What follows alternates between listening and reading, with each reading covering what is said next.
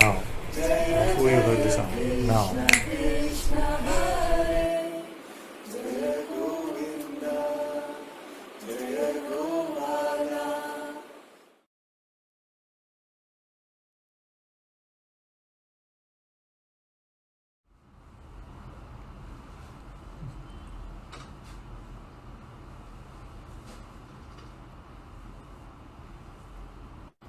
It's also coming to me to share something about, because we often say Guru Kripa Kevalam.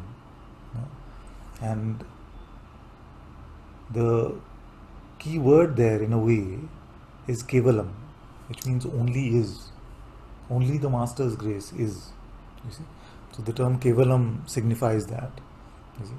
But that's a huge distinction, because I realize that most of us want Master's grace, so that Master's grace can help us, isn't it?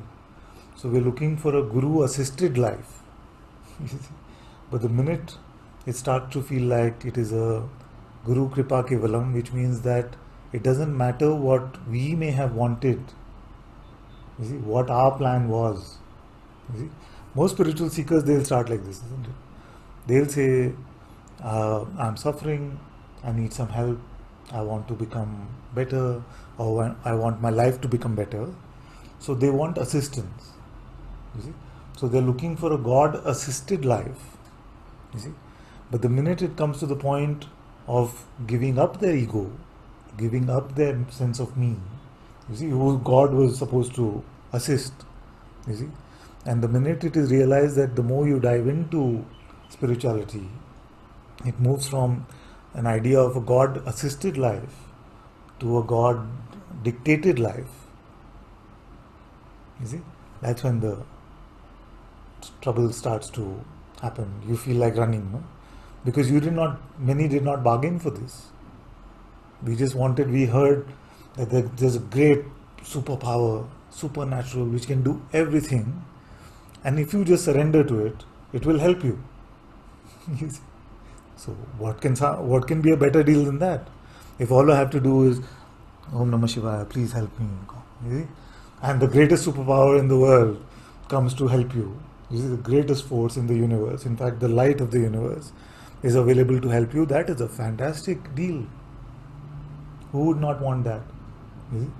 But the minute we start digging deeper and deeper into the truths, and we start to see that the sense of individuality, the sense of separation between myself and that greatest force in the universe is just notional, and it is not here to help me, but it is more assimilating its entirety into itself.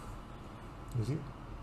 And you start to, in the phase where that switch is happening, where you are moving away from individualized identity to identifying with your reality, you see, the dregs of this individuality will completely fear the notion of a grace dictated life.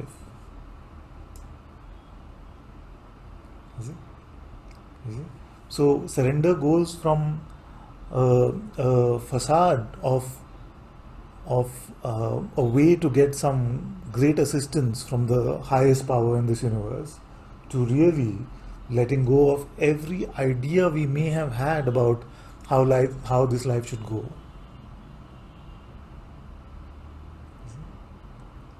And that is when the rubber hits the road. That is true surrender. So, to accept that this life is not just God assisted, but God dictated. In fact, it is God itself which is leading this life. You see? So, what happens in the cusp between I am leading my life and God is leading my life? You see? In the I am leading my life, we have the idea that God should assist it. And then when we start to see that as our surrender is deepening, we are seeing that there is no real distinction being felt, but actually there's a fear coming that, but now I have to give up on every righteous notion that I have about myself and about how my life should go, and I have to completely let go to the will of God, to the will of the Sadguru, to the will of grace, you see, then we feel like many of us, maybe we don't say it in these terms, you see, but really there can be a fear of it becoming a God dictated life or a guru dictated life, you see. And in any case, in India maybe it's a bit easier to handle these things, but in Western culture, of course, the idea of something dictating our life can seem uh, very contracting, you see. It can seem almost repulsive, this whole idea that I have to give up this independence to God, or God forbid, a master. You see, it's a very scary notion. In fact, this whole idea of master is very scary in many cultures, because it signifies not master and devotee, not master and beloved, but master and servant. You see, and the idea of servant, although we may like the idea of service, we don't so much like the idea of servant. You see? So that can be a very scary idea. You see? So this is the crunch time of our surrender, because it is very easy to talk about surrender. It is very easy to talk about a spontaneous life without planning and allowing everything to unfold. All that sounds very nice.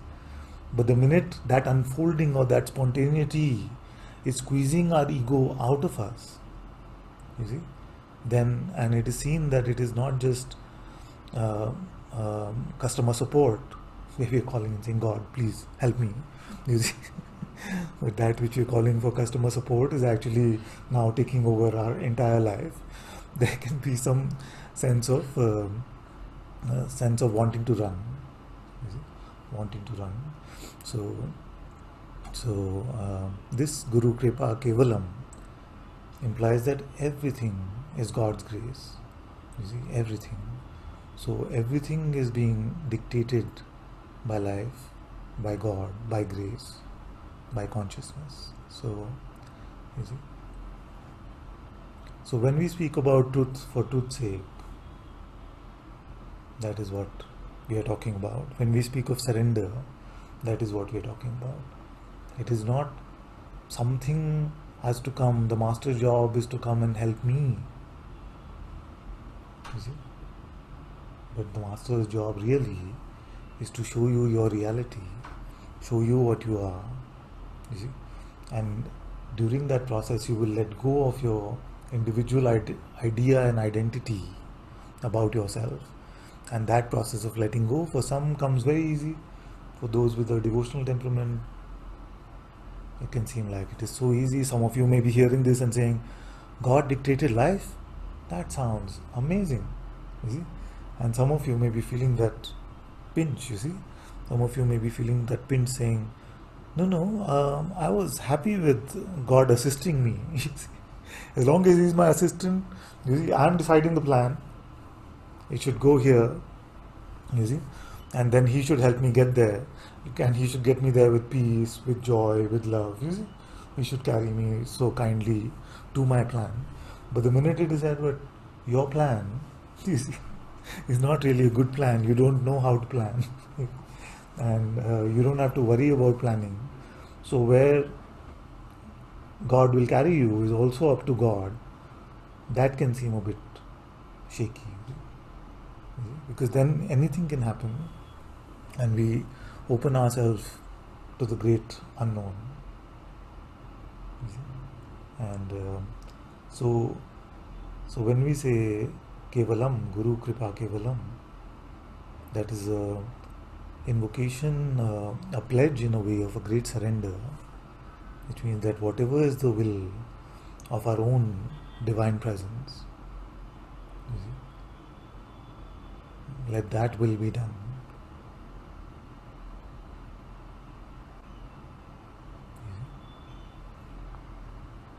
So fundamentally, whether our mind likes it or not, whether we go screaming and shouting or we go openly, you see, it is only that will be done anyway, because that is all there is anyway, you see. But in this play of that same what is, it can seem like we can, it can only seem like we can determine like an inner attitude towards this, and that inner attitude of openness, you see, makes it empty of suffering, and that inner attitude of holding on to the false idea of separation can make it seem like it is suffering. You see?